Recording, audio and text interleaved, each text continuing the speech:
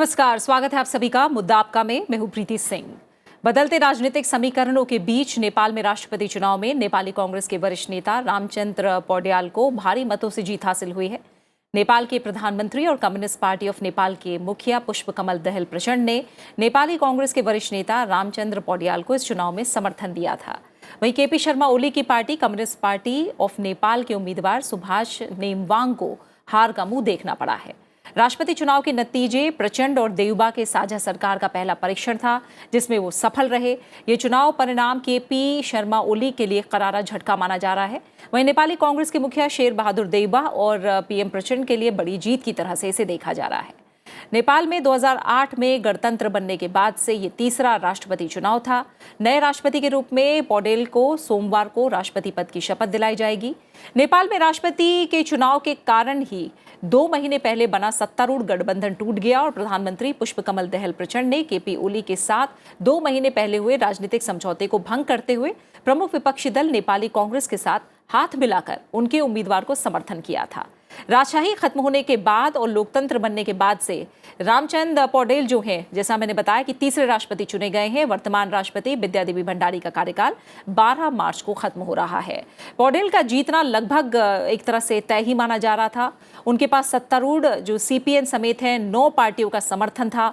मुद्दा आपका में आज हम जो नेपाल के समीकरण हैं उन्हें समझने की कोशिश करेंगे और इसके मायने और चुनौतियों को जानेंगे। साथ ही ये समझेंगे कि भारत के नज़रिए से कैसे देखा और समझा जाए नेपाल के हालिया घटनाक्रम को। और इस पर बात करने के लिए मेरे साथ 3 खास मेहमान आज मुद्दा आपका में जुड़ रहे हैं। रंजीत रे मेरे साथ स्टूडियो में मौजूद हैं, फॉर्मर एम्बेसडर रहे हैं वो नेपाल में भी। आपका बहुत बहुत स्वागत है रंजीत जी और बहुत बहुत शुक्रिया मुद्दा आपका में मेरे साथ जुड़ने के लिए।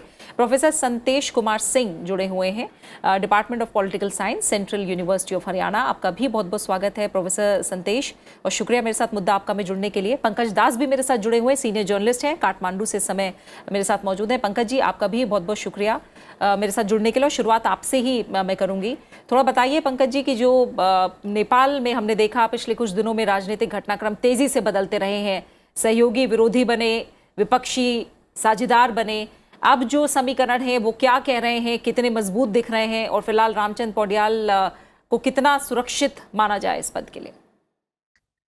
अरे बिल्कुल, सबसे पहले मैं जो हमारे पैनल में रंजीत रे साहब जो नेपाल में एम्बेसडर रह चुके हैं, उन्होंने हाल ही में एक आर्टिकल लिखा था कि नेपाल में कभी भी और कुछ भी संभव है। उनके आर्टिकल को जो उनका एक कोट था जिसमें उन्होंने कहा है कि नेपाल में फिर से जो नेपाली कांग्रेस और केपी शर्मा ओली की पार्टी है उनके बीच भी तालमेल की संभावना है। उस बात की नेपाल में काफी चर्चा है और 2 दिन पहले ही जब केपी शर्मा ओली को राष्ट्रपति चुनाव में हार का सामना करना पड़ा तो उन्होंने रंजीत रे साहब की उस कोट को याद करते हुए पत्रकारों को बताया कि हमने नेपाली कांग्रेस के लिए रास्ते बंद नहीं किए, हमारे दरवाजे बंद नहीं है, नेपाल में कुछ भी हो सकता है। तो देखिए, नेपाल में ऐसा है कि यहाँ न कोई विचारधारा की बात प्रमुखता से आती है, न यहाँ किसी नीति सिद्धांत की बात प्रमुखता आती है। सबसे प्रमुख है यहाँ पे सत्ता में बने रहना, चाहे वो नेपाली कांग्रेस हो, चाहे वो कम्युनिस्ट पार्टी की अलग अलग घटक हो, सबके लिए सत्ता प्रमुख है। जब प्री पोल अलायंस के तहत देउबा और प्रचंड जी जीत कर आए थे और उनके पास बहुमत था, लेकिन प्रधानमंत्री पद को लेकर दोनों में मतभेद हुआ और जो देउबा प्रधानमंत्री बनते 2 घंटा बाद उनको प्रधानमंत्री पद की शपथ दिलाई जानी थी, अचानक से प्रचंड ने पलटी मारी और केपी शर्मा ओली के साथ जाके मिल गए।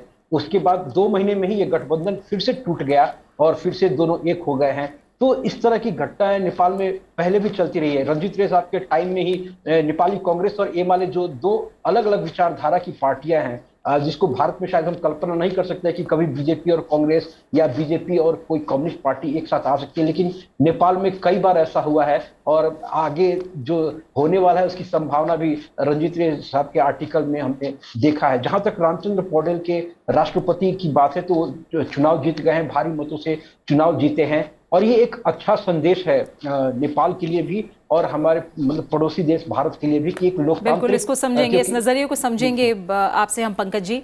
फिलहाल रंजीत जी से हम समझते हैं। रंजीत जी, क्या माना जाए, जैसा मैं समझना चाह रही थी कि जो अस्थिरता का माहौल है वो और ज्यादा गहरा हुआ है या वो खत्म होने की तरफ है? आपके नजरिया क्या कहते हैं? देखिए, ये कहना बड़ा मुश्किल है नेपाल में, क्योंकि नेपाल में अब पॉलिटिक्स ऑफ पावर है, पॉलिटिक्स ऑफ आइडियोलॉजी नहीं है। तो जैसे कि पंकज ने बताया, कोई भी किसी के साथ मिल सकता है। तो ये तो देखिए नंबर्स गेम हो जाता है डेमोक्रेसी में, कितनी सीटें हैं, किस तरह कोalition बन सकता है, तो कुछ कह नहीं सकते। हालांकि जो राष्ट्रपति का पद है वो तो एक परमानेंट पद है 5 साल के लिए, उसमें कोई तब्दीली नहीं होगी। पर जहाँ तक सरकार का सवाल है, हमने देखा है कि काफ़ी फेरबदल होती रही है। उम्मीद ये हम करते हैं कि अब जो कोalition बना है वो थोड़ा एक परमानेंट कोalition रहेगा ताकि देश में विकास आगे बढ़ सके। बिल्कुल, यानी इस तरह की उम्मीद आप कर रहे हैं। प्रोफेसर साहब, जब राष्ट्रपति पद की बात आती है, जैसा अभी रंजीत जी भी कह रहे हैं, थोड़ा सा बताइए, जब नेपाल जैसे देश की बात होती है तो राष्ट्रपति की कितनी जिम्मेदारियां या कितनी पावर हैं, कितना अहम है ये पद नेपाल के अंदर? देखिए प्रीति जी, सबसे पहले तो आप लोग धन्यवाद मुझे इनवाइट किया इस डिस्कशन के लिए।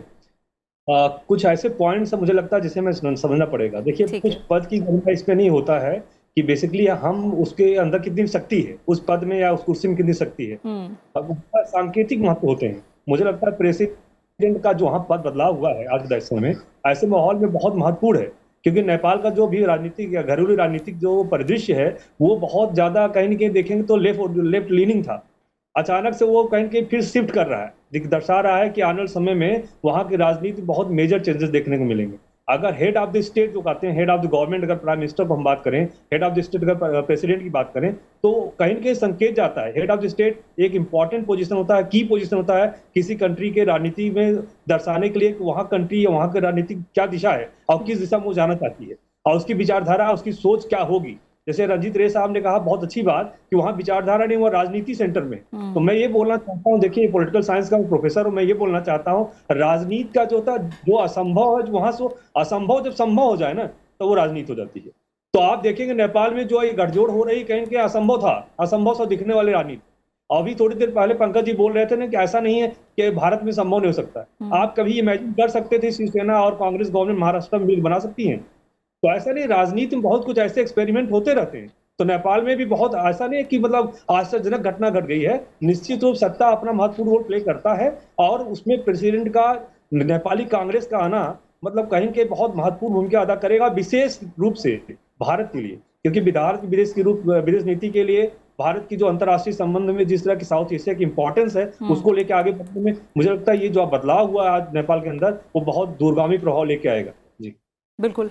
और जैसा आप समझाने की कोशिश कर रहे थे पंकज जी, मैं चाहूँगी अब बताएं, जैसा आप अभी प्रोफेसर साहब ने भी बताया कि सांकेतिक महत्व बहुत ज़्यादा है। नेपाल में राजशाही के खात्मे के बाद से राष्ट्रपति ने राजा को राज्य के प्रमुख के रूप में बदला और कहीं ना कहीं राष्ट्रपति का पद परंपरागत रूप से काफ़ी हद तक औपचारिक रहा, लेकिन जैसा वो बता रहे हैं कि सांकेतिक रूप से और राजनीतिक रूप से काफ़ी सक्रिय भी हाल के वर्षों में हमने राष्ट्रपति को देखा है और जो राजनीतिक महत्वाकांक्षाएं हैं उनकी महत्वाकांक्षाओं को पूरा करने के लिए भी काफ़ी महत्वपूर्ण साबित होता रहा है। ऐसे में जब हम पौडेल की ताकत और कमजोरियों की बात करते हैं तो उन्हें आप किस तरह से देखते हैं, क्योंकि हम जानते हैं कि वो अब तीसरे राष्ट्रपति बने हैं और उनका एक लंबा अनुभव भी रहा है राजनीति के अंदर, तो क्या ताकत और कमजोरियां हैं उनकी? सबसे पहले हमें ये समझना होगा कि रामचंद्र पौडेल जो राष्ट्रपति बने हैं ये एक शुभ संकेत, इसलिए जैसा कि मैं उस समय बता रहा था, एक शुभ संकेत है नेपाल की डेमोक्रेसी के लिए, क्योंकि अचानक से क्या हुआ था चुनाव के बाद की कम्युनिस्ट पार्टियां सारी एक जगह मिलने लगी थी। अगर उनमें सत्ता स्वार्थ को लेकर या किसी आशंका को लेकर अगर उनके बीच में मतभेद नहीं होता तो शायद आज कोई कम्युनिस्ट लीडर ही राष्ट्रपति के पद पर होता, जिसका दूरगामी परिणाम होता। क्योंकि अभी पिछले बार जो राष्ट्रपति थे विद्या देवी भंडारी, वो एक राष्ट्रपति के बजाय एक पार्टी के पपेट की तरह वो काम कर रही थी। नेपाल के लिए सबसे महत्वपूर्ण नागरिकता का विधेयक था, उन्होंने रोक दिया। संसद से दो बार पास विधेयक को रोक देना एक लोकतंत्र के लिए खतरे की निशानी है। इसी तरह से कई बार उन्होंने, जैसे ओली ने जो जब संसद विघटन किया तो बिना कुछ सोचे समझे उसको उन्होंने हमेशा ओके कर दिया था, जिसका नेपाल में काफी विरोध हुआ। बाद में सुप्रीम कोर्ट से सारा मामला जो है वो पलट गया। इस समय जैसे सबको नेपाल के भीतर भी सबको चिंता थी, नेपाल आर्मी को चिंता थी कि कोई कम्युनिस्ट पार्टी अगर आ जाएगा तो उनके देखने का नजरिया, क्योंकि नेपाल आर्मी एक बहुत ही स्ट्रॉन्ग इंस्टीट्यूशन है नेपाल में और काफी दखल रखती है वो नेपाल की पॉलिटिक्स में, तो उनके लिए भी चिंता का विषय था।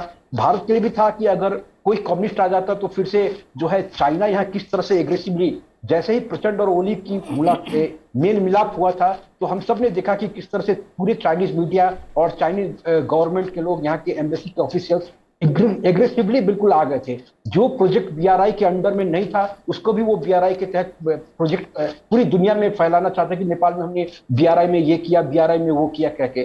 तो ये बहुत ही खतरनाक हो जाता अगर यहाँ कोई कम्युनिस्ट माइंडेड, अगर कम्युनिस्ट पार्टी से, लेफ्ट पार्टी से कोई राष्ट्रपति बनती, तो नेपाल की डेमोक्रेसी के लिए भारत के साथ जो ओपन बॉर्डर है उसको लेकर भी ये बहुत ही अच्छा हुआ, ये शुभ संकेत है कि रामचंद्र पौडेल यहाँ राष्ट्रपति बने हैं। अब वो जाहिर सी बात है कि जिस तरह से कम्युनिस्ट जो है यहाँ पे एंटी इंडियन एक सेंटीमेंट को फैलाने की कोशिश करते हैं हमेशा, कम से कम रामचंद्र पौडेल ऐसा नहीं करेंगे, क्योंकि एक डेमोक्रेट विचारधारा से जो लोग भी आते हैं, राजनीति करते हैं, वो इस तरह की बातें नहीं करते हैं। उनका मुद्दा कुछ और होता है। ठीक है रंजीत जी, आप भारत के हित में ये जो नए राजनीतिक गठजोड़ हैं, इन्हें आप कितना भारत के हित में मान रहे हैं? क्योंकि नेपाल के साथ भारत के केवल सामाजिक, भौगोलिक, ऐतिहासिक और सांस्कृतिक रिश्ते ही नहीं हैं, बल्कि कहा जाता है कि दोनों का रिश्ता रोटी बेटी का है। तो कितना आप इसको अच्छा संकेत के रूप में देख रहे हैं? देखिए, भारत और नेपाल के रिश्ते जो हैं वो केवल सरकारों के बीच के रिश्ते नहीं हैं। जैसे आपने कहा, ये लोगों के बीच के रिश्ते हैं और बहुत प्राचीन हैं, बहुत प्रगाढ़ हैं। तो सरकारें तो आती रहती हैं और जाती रहती हैं, पर रिश्ते हमारे हमेशा मजबूत हैं और रहेंगे। अब जहाँ तक कि ये जो पॉलिटिकल चेंजेस हो रही हैं, इनका क्या असर पड़ता है? असर पड़ता है क्योंकि ये जो इतनी फ्रीक्वेंटली लगातार ये चेंजेस होती रहती हैं, तो उससे इंस्टेबिलिटी बढ़ती है, पॉलिटिकल इंस्टेबिलिटी बढ़ती है। नेपाल का संविधान 2015 में उन्होंने अडॉप्ट किया, अभी 8 साल ही हुए हैं, इतनी सरकारें, इतने उस पर डिस्प्यूट्स। मुझे तो जो बाबा साहब आम्बेडकर ने कहा था कि संविधान आप कैसा ही बना लें, जो लोग उसको इम्प्लीमेंट करते हैं अगर वो उसका पालन नहीं करेंगे तो वो संविधान सक्सेसफुल नहीं होगा। तो सबसे इम्पॉर्टेंट, और इसीलिए मैं बहुत खुश हूँ कि रामचंद्र जी पौडेल नए राष्ट्रपति चुने गए हैं। बहुत वरिष्ठ नेता हैं कांग्रेस के, कई सालों तक ये पंचायत काल में जेल में रहे, ये पंचायत के विरुद्ध लड़ रहे थे और एकदम डेमोक्रेट हैं। तो मुझे लगता है कि इनका जो रिस्पॉन्सिबिलिटी है, जो संविधान का संरक्षण करना है, वो ये बहुत अच्छी तरह, बहुत खूबी से निभाएंगे। और मुझे लगता है इस इलेक्शन के बाद एक जो डेमोक्रेटिक स्टेबिलिटी आनी चाहिए, वो उम्मीद करते हैं कि आएगी। ठीक है। और प्रोफेसर साहब, अगर हम चैलेंजेस को लेकर थोड़ी सी आगे बात करें, जो पौडेल साहब के सामने होंगे या कहें नई सरकार के सामने होंगे, तो राजनीतिक स्थिरता बहाल करना तो सबसे बड़ा एक तरह से चैलेंज है ही। देश को विकास की पटरी पर वापस लाना भी एक बड़ी चुनौती होगी। तो इसमें आप पौडेल के सामने किस तरह की चुनौती देख रहे हैं और भारत एक तरह से क्या भूमिका निभा सकता है आपकी नज़र में? देखिए, आपने बहुत इंपॉर्टेंट बिंदु उठाया। सवाल ये नहीं है कि कौन सी पार्टी है और कौन सा दल है, सवाल ये है कि वहाँ की जनता को क्या सुविधाएं मिल रही हैं और देश किस गति में आगे बढ़ रहा है और किस दिशा में जा रहा है। आप देखेंगे पिछले कई सालों से, जैसे रंजीत सर वही बोल रहे थे, बहुत इंपॉर्टेंट पॉइंट है कि इंपॉर्टेंट होती है कि देश हो या राज्य हो या कोई व्यवस्था हो, सरकार हो, वो किसके लिए है? वो तो लोगों के लिए है। तो क्या लोगों को किस तरह से इसका लाभ मिलने वाला है, वो देखना है। वहां पे सबसे बड़ी समस्या अभी निवेश की है। निवेश रुक गया है पिछले कई सालों से। आप देखेंगे जिस तरह से संवैधानिक एक्सपेरिमेंट हो रहे हैं पिछले कई सालों में, दशकों में मैं कहूंगा, उससे वहां पे इन्वेस्टमेंट गति बहुत कम हो गई है। जबकि दुनिया का सबसे खूबसूरत एक भौगोलिक और प्राकृतिक देश के रूप में जाना जाता है नेपाल, उसके बाद अगर उस रिसोर्सेज का आप एक्सप्लॉइटेशन करके अपने लोगों को उसका फायदा नहीं दे पा रहे हो, तो बहुत बड़ी विफलता है, चाहे वो कांग्रेस है, चाहे लेफ्ट है, या चाहे सेंट्रिस्ट हो। तो कहने का मतलब आपका सिंपल सा है कि वहां पे विकास के लिए, शांति स्थापना के लिए, लोगों को साथ लेकर, लोगों के लिए किस तरह से काम सरकार करती है, वो देखने की जरूरत है। और उसके लिए आप देखेंगे कई तरह के एक्सपेरिमेंट होता है। कोई सरकार आ जाती है तो वो चाइनीज लीडिंग हो जाती है, चाइना से इन्वेस्टमेंट आने लगेगा, सब कुछ होने लगता है। जैसे सरकार चेंज होती है, तुरंत वहां पे पता चला प्रो इंडिया, प्रो अमेरिका काम होने लगते हैं। फिर दूसरी तरफ पॉलिसी अडॉप्ट हो जाती है, एक्सपेरिमेंट नए शुरू हो जाते हैं, नए इन्वेस्टमेंट शुरू हो जाते हैं। तो इस तरह के एक्सपेरिमेंट से पूरे देश की गति रुक रही है, विकास रुक रहा है, बाधित हो रहा है। मुझे लगता है सरकार को सबसे पहला जो काम करना होगा, पहली चुनौती होगी, वहां के जो इंडस्ट्रीज हैं, जो वहाँ उद्योग हैं, जहाँ इकोनॉमिक जो व्यवस्था है, उसको कैसे सही पटरी लाया जा सके, रोजगार जनरेट किया जा सके, लोगों हाथ में रोटी का जो जुगाड़ व्यवस्था हो सके। अगर वो कर पाएंगे तो निश्चित सरकार सफल मानी जाएगी। अगर वहां फेल हो गए तो बाकी अंतर्राष्ट्रीय स्तर पर किस खेमे में खड़े हैं, किस देश के साथ खड़े हैं, कहाँ क्या करना चाहते हैं, मुझे लगता है उतना महत्व नहीं रखता है। जी बिल्कुल। पंकज जी, आप चैलेंजेस में और क्या जोड़ेंगे नई सरकार के सामने? देखिए, नई सरकार के सामने तो चुनौतियों का पार है। सबसे पहले तो प्रधानमंत्री जिनके खिलाफ भी सुप्रीम कोर्ट में अभी अभी हमने देखा कि मुकदमा दायर हो गया है, उनको उससे कैसे, ये बहुत बड़ी बात है। नेपाल में जो पीस प्रोसेस अभी तक पूरा नहीं हो पाया है और जिसके कारण सब कुछ बाधा हो रही है। हम यहाँ डेवलपमेंट की बात कर रहे हैं, हम यहाँ इन्वेस्टमेंट की बात करें, ये सब बातें सेकेंडरी है इस समय नेपाल के लिए। ये जरूर ठीक है कि वो है, लेकिन जब तक पॉलिटिकल स्टेबिलिटी नहीं आएगी तब तक इन बातों पर किसी का ध्यान जा ही नहीं सकता है। यहाँ जो गवर्नमेंट जो भी बनती है वो अपने ही कामों में इतनी उलझी रहती है, अपनी चुनौतियों में इतनी उलझी रहती है कि प्रचंड को अभी सुप्रीम कोर्ट से बचना है कि वो जो उनके ऊपर उन्होंने एक बयान दे दिया था जिसके खिलाफ में कोर्ट में मुकदमा चल रहा है, ये सबसे बड़ी चुनौती होगी। दूसरी चुनौती, इस गठबंधन को बचाए रखना भी सरकार के लिए एक बड़ी चुनौती है, क्योंकि आज ही उपराष्ट्रपति के लिए, राष्ट्रपति का चुनाव तो सक्सेसफुल हो गया, 9 दलों का गठबंधन बन गया, लेकिन आज उपराष्ट्रपति में जब नॉमिनेशन हुआ है, अभी थोड़ी देर पहले ही नॉमिनेशन का टाइम खत्म हुआ, तो सत्तारूढ़ गठबंधन से 4 उम्मीदवार ने उम्मीदवारी दे दी है। तो गठबंधन में कहीं ना कहीं फिर से अस्थिरता आज से ही दिखने लगी है। अब कल नॉमिनेशन वापस लेने का है, तो देखना है कि कितने लोग उसमें से नॉमिनेशन वापस लेते हैं। तो सबसे पहले जो पॉलिटिकल स्टेबिलिटी है नेपाल में वो होनी जरूरी है। प्रचंड के ऊपर है कि वो कितने दूर तक देववा को और जो माधव नेपाल है उनके एक और एलायंस है उनको साथ लेकर वो चल सकते हैं, और देववा जी कितने दिन तक प्राइम मिनिस्टर पोस्ट के बिना रह सकते हैं, क्योंकि नेपाल में जैसा कि शुरू में हमने चर्चा की कि यहाँ पे डेवलपमेंट और इन्वेस्टमेंट ये सब बातें इन लोग के लिए कोई प्रायोरिटी में नहीं रहती हैं, इनके लिए पोस्ट हमेशा रहता है। तो प्रधानमंत्री पद, क्योंकि जैसे ही प्रचंड जी अब वो इस पोस्ट से जाएंगे ऑटोमेटिकली देववा जी बन जाएंगे, क्योंकि सबसे बड़ी पार्टी के वो लीडर हैं। तो वो कितने दिनों तक धैर्य बनाए रख सकते हैं, ये भी एक चुनौती है सरकार के लिए। रंजीत जी, नेपाल के अंदर इस अस्थिरता को लेकर, क्योंकि हम जानते हैं 2008 में 239 साल की राजशाही के बाद एक तरह से गणतंत्र बना नेपाल, और वहाँ बहुत सी सरकार बदली, 11 सरकार लगभग बदली, 15 साल में हमने देखा 1 दर्जन प्रधानमंत्री बने। लोगों में, आप थोड़ा समझाइए इस लोकतंत्र को लेकर लोगों में क्या धारणा है? देखिए, लोग जो है थोड़ा सा मुझे लगता है अब परेशान हैं। एक तो विकास नहीं हो रहा है। 1/3 नेपाल की जनता जो है विदेशों में काम करती है, चाहे भारत में काम करती है, चाहे गल्फ में काम करती है। रोज़गारी के साधन नहीं हैं। तो लोगों को मुझे लगता है कि ये अस्थिरता और ये जो पॉलिटिकल प्रोसेसेस चल रही हैं उससे थोड़ी सी परेशानी है। और पिछले इलेक्शन में आपने देखा होगा कि जो परसेंटेज था वोटिंग का वो भी गिरा है।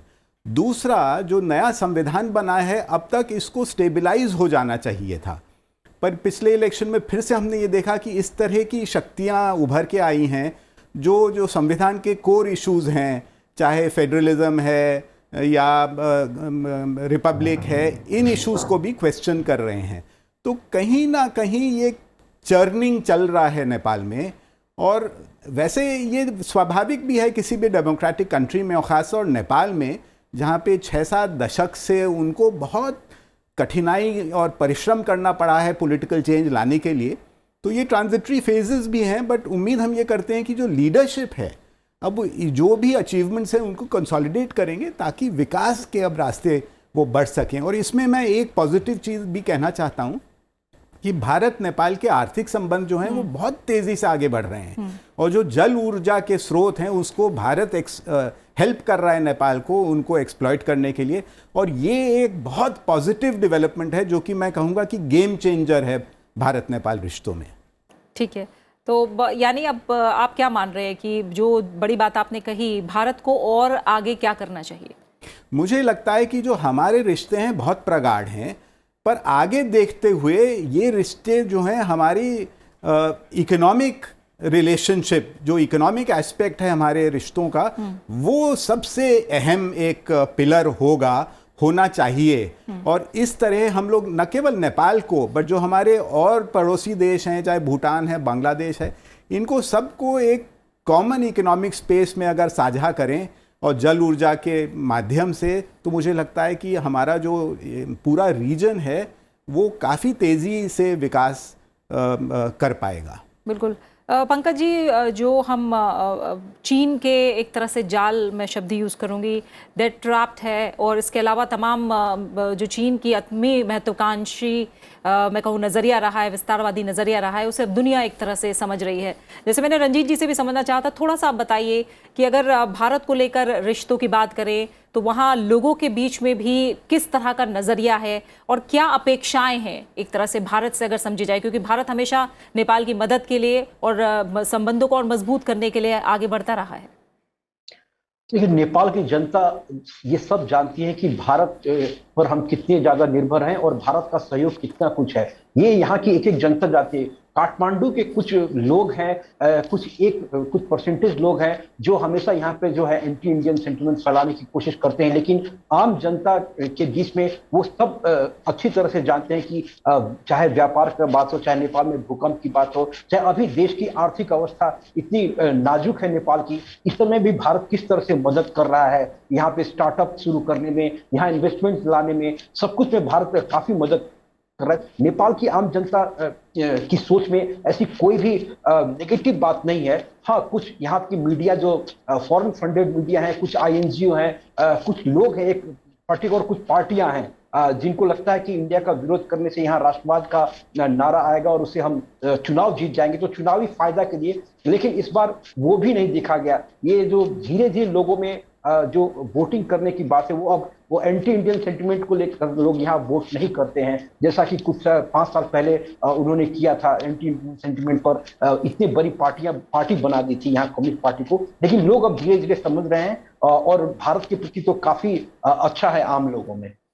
बिल्कुल। और प्रोफेसर साहब, जब संबंधों की बात आती है तो उसके कई आयाम हैं, और जैसे अभी रंजीत जी ने भी बताया था कि हम किस तरह से जो नेपाल के साथ रिश्ते हैं उन्हें मजबूत करने हैं। अगर व्यापार और अर्थव्यवस्था की बात करें तो 2019-20 में द्विपक्षीय व्यापार 7 बिलियन अमेरिकी डॉलर को पार करने के साथ भारत नेपाल का सबसे बड़ा व्यापारिक भागीदार बना हुआ है। इसके अलावा कनेक्टिविटी को लेकर जो काम हो रहा है, रक्षा सहयोग को लेकर काम हो रहा है, बहुपक्षीय, इसके अलावा जो हमारी साझेदारी है, और इसके अलावा जो प्रादेशिक विवाद रहे हैं उनमें काला पानी सीमा का मुद्दा भी रहा है। बहुत सारी ऐसी चीज़ें हैं, शांति और मैत्री संधि से संबंधित तमाम मुद्दे हैं। तो बहुत सारे आयाम हैं अगर हम नेपाल के साथ संबंधों को लेकर बात करते हैं। ऐसे में आपके नज़रिए में मैं एक तरह से कहूँगी कि आगे की दिशा क्या होनी चाहिए भारत की तरफ से? देखिए प्रीति जी, आप बहुत इंपॉर्टेंट पॉइंट आपने यहाँ पे मतलब डिस्कस किया। अगर आप एक एक पॉइंट में जाऊँ, आगे बढ़ूँ, एक बात समझना जरूरी है कि ऐसा क्या फैक्टर है जिसके कारण अचानक से हमारे और नेपाल के बीच रिश्ते जो है आगे बहुत तेजी गति से बढ़ रहे हैं। अब चाहे परसेंटेज की बात कर लीजिए, इन्वेस्टमेंट की बात कर लीजिए, चाहे तमाम जो डिस्प्यूट से विवाद है उनको रिजॉल्व करने का जिस तरह आगे बढ़ रहे हैं, तो यहाँ समझना पड़ेगा जड़ पे ही मतलब मेजर चेंजेस आए हैं, परिवर्तन आए हैं। अब 2014 में जो हमारा वहाँ था treaty of peace and friendship, basically वही ट्रीटी ही चेंज करने की बात की गई, जिसमें बात किया गया हम अब ट्रेड और ट्रीटीज को अलग रखेंगे, ट्रेड को अलग रखेंगे देन अदर इशूज। तो ट्रेड को हम प्रायोरिटी दे रहे हैं। आपको समझना है, जब अंतरराष्ट्रीय राजनीति में दो देशों के बीच द्विपक्षीय मुद्दे ऐसे जिसमें ट्रेड इंपॉर्टेंट रोल प्ले कर रहा है, जब आज वैश्वीकरण तमाम देश एक कदम समकक्ष स्तर पर बैठ कर डिस्कस कर रहे हैं, आप किस तरह महत्व देते हैं? आप उनको एक चैरिटी वाला एक्सपेरिमेंटल कंट्री बना कर रखना चाहते हैं जहां आप असिस्टेंस देते रहिए, एड देते रहिए और कहते रहिए हमारे साथ रहो, हमारे साथ रहो। तो पहली बार ऐसा हुआ 2014 में मोदी गवर्नमेंट आने के बाद ये पॉलिसी चेंज हो गई है। और इवन सिर्फ नेपाल की बात नहीं कर रहा हूं, ये पूरा south Asia region, even global politics में आप जाएंगे देखने को मिलेगा, भारत तमाम जो सॉवरेन कंट्रीज हैं, इंडिपेंडेंट कंट्रीज हैं, उनको समांतर स्तर पे बैठा करके डिस्कस करने की कोशिश कर रही है। तो कहने समान तरीके से आप ट्रीट करेंगे, इक्वल ट्रीट करेंगे तो निश्चित रूप से रिश्ते मजबूत होंगे, आगे बढ़ेगा, विश्वसनीयता बढ़ेगी। अब जब उनको आप डिपेंडेंट बना लेंगे तो निश्चित रूप से वहां पे जो आपके विरोध में भावना उठती है, लोगों को विरोध करने की एक इच्छा बढ़ती है, वो देखने में ज्यादा मिलता है। तो भारत सरकार अभी वर्तमान में जिस गति से आगे बढ़ रहा है, निश्चित रूप से एक समान दर्जा दे रहा है। आप बैठाकर टेबल पर डिस्कस करता है मुद्दों को, और जिससे दोनों देशों को बाय म्यूचुअल बेनिफिट हो सके, ऐसी चीजों को आगे लेकर बढ़ रहा है। जो अभी ट्रेड की बात करें, नेपाल सबसे बड़ा ट्रेड पार्टनर इंडिया है। ऐसा नहीं पहले नहीं हो सकता था, पहले भी ट्रेड पार्टनर इंडिया ही था, लेकिन वहां प्रोपोर्शन आप देखेंगे असिस्टेंस का ज्यादा था, एड का ज्यादा था। लेकिन यहाँ आप जहाँ कहते हैं बैलेंस, आप ट्रेड जो देखा जाए वो बहुत तेजी से बढ़ रहा है। और नेपाल में शुरू से ये बहुत बड़ा तबका था जो विरोध करता था बिग ब्रदर एटीट्यूड का, कि भारत हमेशा बड़े भाई की भूमिका बना दिखाना चाहता है, डिक्टेट करना चाहता है। वो टेंडेंसी अब चेंज हुआ। मोदी गवर्नमेंट ने बोला नहीं, ये टेंडेंसी नहीं चलेगी, और यही टेंडेंसी लेके पाकिस्तान प्रोपेगेंडा क्रिएट करता रहा है हमेशा। आप देखेंगे मोदी जी ने बोला नहीं, हम बार बार डोनेशन देंगे, एड देंगे, डिपेंडेंसी रहेगी, और हमें ब्लेम भी करेंगे, कहेंगे हम समान रूप से नहीं है, हम तो अलग जाते हैं, अलग पॉलिसी अडॉप्ट करते हैं, अलग चीजें हमारा नहीं है, हम तो सॉवरेन कंट्री है। लेकिन पहली बार ऐसा हुआ, मोदी गवर्नमेंट ने बोला नहीं, आपको इक्वल लेवल समान स्तर पे आकर डिस्कस करना पड़ेगा, बैठक करना पड़ेगा, और इससे क्या होगा, आपको भी फायदा होगा, हमें भी फायदा होगा। जो विरोध की भावना है, डिपेंडेंसी की भावना, वो कम होगी, घटेगी, और मुझे लगता है किसी भी देश के लिए बहुत अच्छी बात है। जी बिल्कुल। और इसी के साथ जो मुद्दा आपका समय है वो यहीं पूरा हो गया है। रंजीत जी आपका, प्रोफेसर सिंह आपका, और पंकज दास जी, आप तीनों मेहमानों का बहुत बहुत शुक्रिया मेरे साथ इस चर्चा में जुड़ने के लिए। तो जाहिर तौर पर तमाम चैलेंजेस भी हैं एक तरह से नए गठबंधन के लिए, कि किस तरह से नेपाल में जो राजनीतिक स्थिरता है उसे बहाल किया जाए ताकि देश विकास की पटरी पर भी आगे बढ़ सके। और भारत के नज़रिए से अगर हम इसको देखें तो माना यही जा रहा है कि भारत के हित में ये नए नेपाल के समीकरण दिखाई दे रहे हैं, लेकिन हमारे लिए भी कुछ चैलेंजेस हैं जिन पर हमें थोड़ा सतर्क होकर आगे बढ़ना ज़रूर होगा। इसी के साथ मुद्दा आपका में फ़िलहाल इतना ही। अपना अच्छे से ख्याल रखिए और मुझे दीजिए इजाज़त। नमस्कार।